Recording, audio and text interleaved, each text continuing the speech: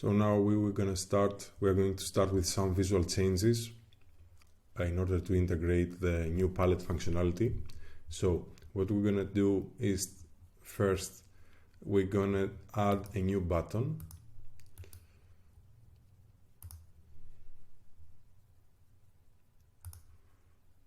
The button here. We're going to name the button DoSomething button, and we are also going to change the text to do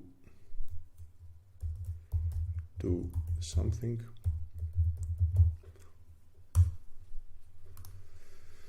So sorry, the text, sorry, my mistake, do something, text should be here,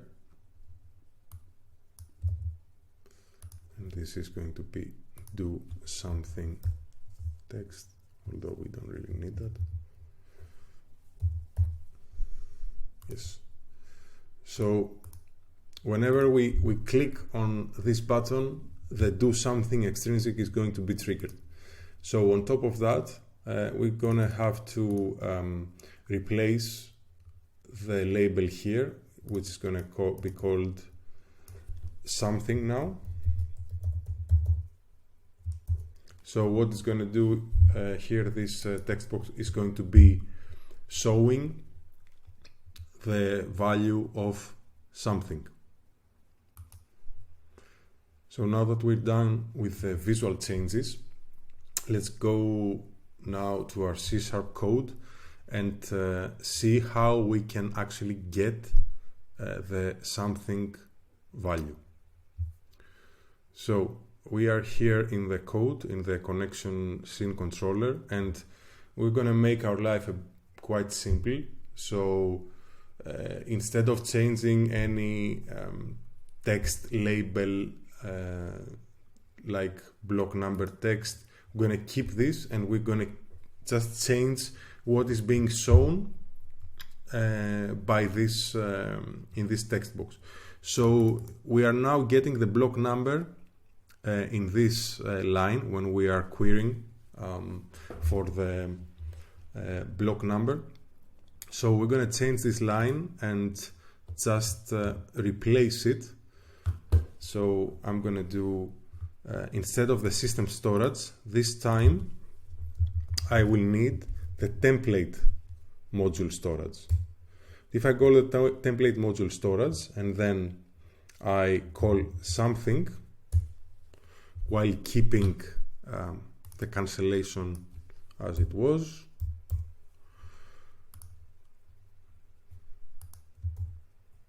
so now, as you see, instead of getting the block number, okay, we can change it. We can call it something. So now, if I go if I now upgrade, restart the application, I will now get the something value. This is the case for the subscription, so for the direct polling. Now, if we want to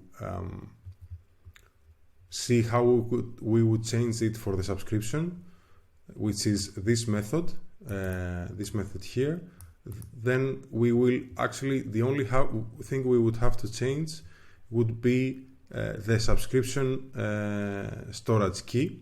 So instead of system storage number params, we would only do template module storage something params. So now, without changing anything, we will see that once we start the app, the Unity app, we will now be seeing, instead of the block number, we will now be seeing we will now see the something value. Let's do this in action. So it has to reload the assemblies. Now let's start our app. So if I now connect, and I see that I will get the something which is 0 because it hasn't been set yet. So let's now move on to calling the DoSomething, executing the DoSomething extrinsic in order to set something. In order to do that, we will have to go to our backend code now. And what we're gonna do now is we're gonna need one more on-click method function. So what I'm gonna say, what I'm gonna create is going to create one more on-click. It's gonna be on DoSomething click. Sorry, DoSomething click button. I'm gonna delete the connect.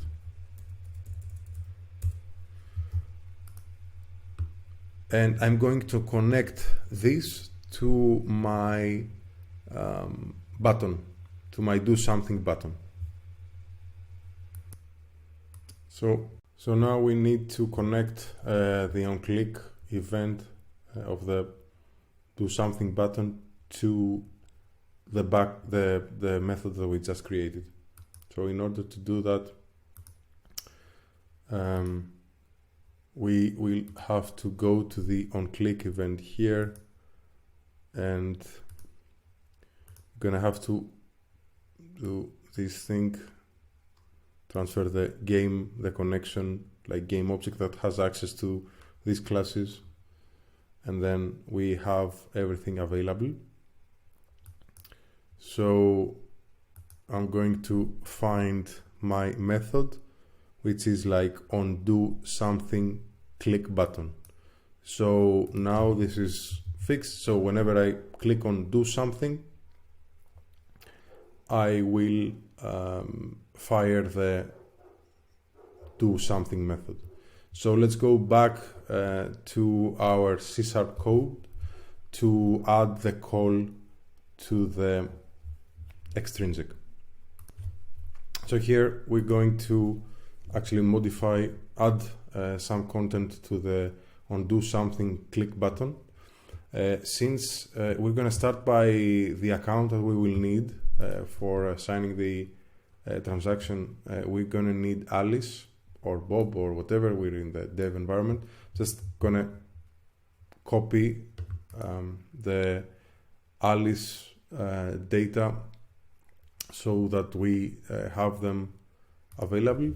Just gonna copy it here. So let's okay. Now if I go back to the to my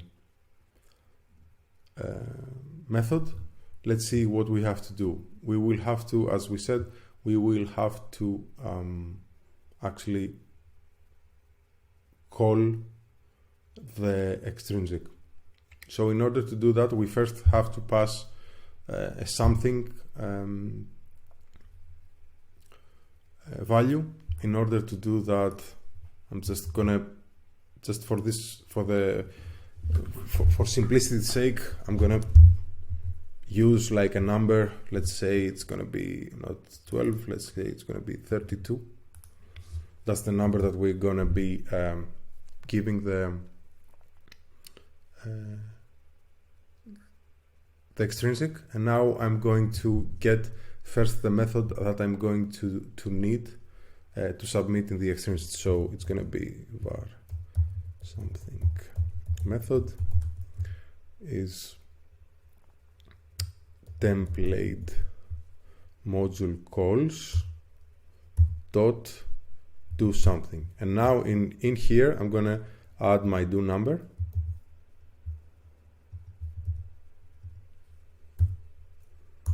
and now what I need is I need the client in order to submit my extrinsic. So I have my network manager, and from my network, sorry, I have my network manager, and from my network manager I'm going to get my client, and here the submit,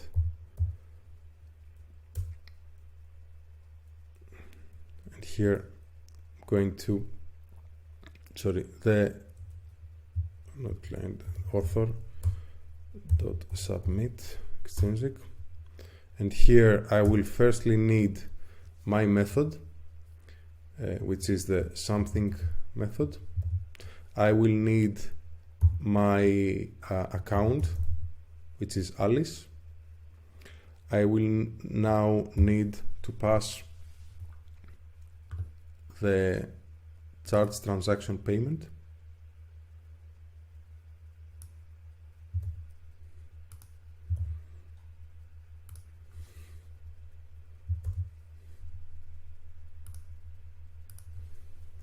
My lifetime and my cancellation token,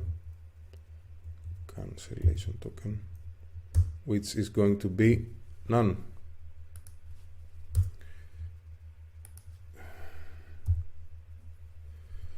I'm missing something here, obviously. Just a sec. Yeah, that's a bit too much. So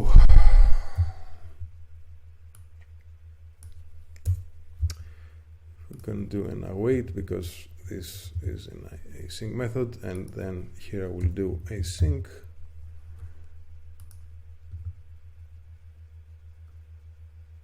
And we are set. So now we will see how